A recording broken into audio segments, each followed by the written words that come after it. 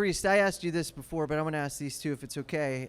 Did you guys have like a kryptonite or a nemesis or someone that you faced off time and time again, and you would get the best of each other, and it was just an all-out duel throughout your whole careers? Like, was there that one player that you had it circled on the calendar, couldn't wait? Mine was Kevin Gogan.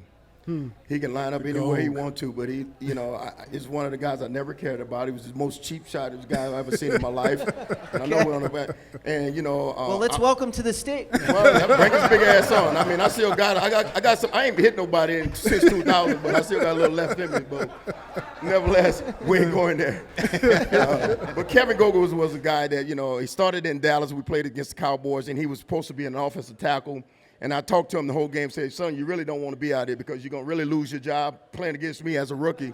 And then they happened to move him inside. He got drafted. Then he went to, I think, the Raiders. The Raiders. So he played inside guard with the Raiders for a long time. And then, the next time I seen him, it was in a Pro Bowl one year.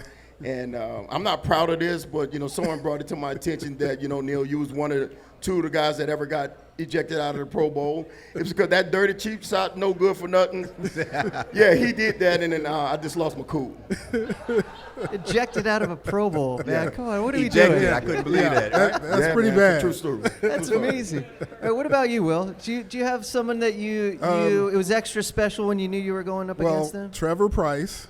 Ooh, Jeezy Poo. He was just unique, man. What's the okay? He's one of these dudes, man, that he had one of the ugliest stances you've ever seen in your life, and you couldn't read him. No, you can't. And he's tall and lanky, and he would just do things that would just bother you, And I'm only 6'2.5", but he could just stretch. He stretches his body in certain ways. So I had to negotiate space with him. And then, of course, my main nemesis was John Randall. That dude, man, he could just do everything from the same spot, same stance, and he can really make your life ugly. I think my first 2 Pro Bowls, he basically won the car by beating me at least 12 times. He was that good at what he was doing.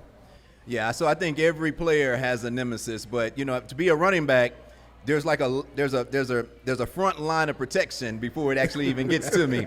And the good part about me is that when I played with the Chiefs, Brian Waters was my left guard. And so Brian Waters was that type of lineman that if someone took a cheap shot on me, I just looked at Brian Waters and I say, 98.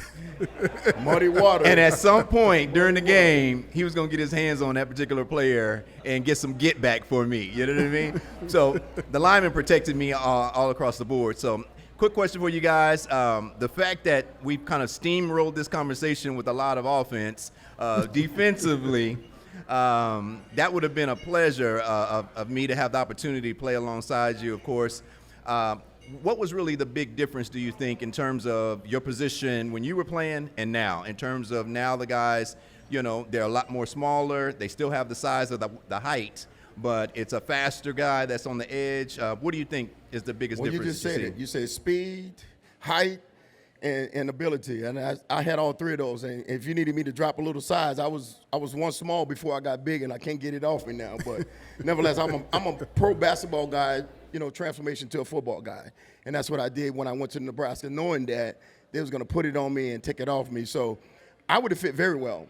The only thing that really bothers me now that I see they do what you guys call these RPOs and these quick passes, all these 1-yard passes, and there's so many windows that quarterbacks look through. And when you say a window, it's basically between the next person and the player that you're throwing the football through. The quarterback has got such a window that I just don't understand why the defensive players at this moment don't put their hands up more. And if you look at the game that we played last week, the defensive lineman, I think it knocked Patrick Mahomes' ball down about 3 times. That's getting off the field. That's winning football. I enjoyed doing that. I mean, I think I had more knockdown passes getting off the field in third down situations where, I can then, go to the bench and say that's a win because your offense can't get off the field. But these guys so want the sack now. They want the sacks more than they want getting off the field and knocking balls down and saving it for the other team. Now, Mark, we talked about the sacks. Is what it 22 and a half? 22 and a half is the current. Is the standard? In a single season. Yeah. I really think Michael Parsons would break that record. That's my guy. That's my guy I'm going to. He's aggressive. I can tell you that. And you know what? He reminds me so much of Derek Thomas. It's unbelievable. I mean, Derek Thomas had the fastest get off. He watched Michael Parsons, get off. That's all you got to do. See the ball snap and watch him. He look like he's a second and a half before everybody. Now, I'm going to ask you this. Between him being with the Cowboys and now with Green Bay, do you see a difference between him changing uniforms?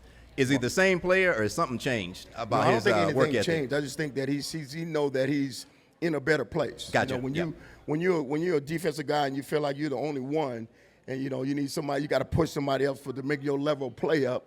Well, they had that level of play. Now you see that the Green Bay has gotten a lot better within the time they got Michael Parsons in. They can keep him healthy, which is the number one thing that's been in his career, that to get him going. But as a true defensive lineman, I mean, he is something special, man. It's hard to say. I know Myles Garrett is another beast of a man. I mean, he got muscles coming all out his eyes.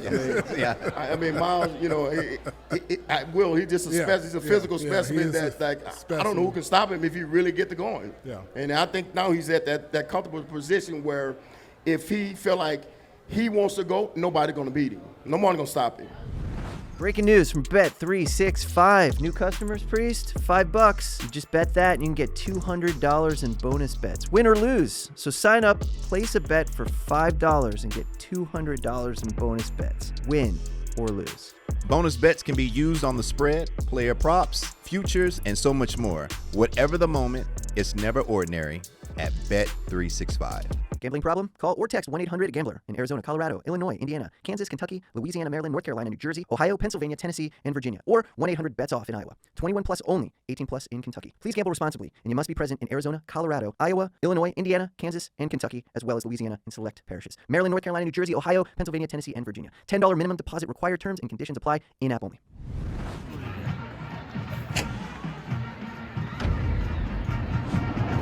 This has been a Playmaker production.